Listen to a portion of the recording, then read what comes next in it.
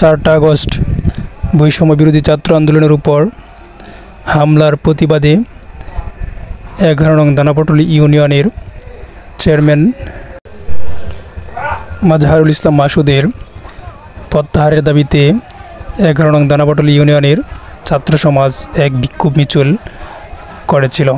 15 September Mazharul Islam মাসুদকে ঢাকার ফকিরাপুল থেকে DB ও RAB গ্রেপ্তার করেন।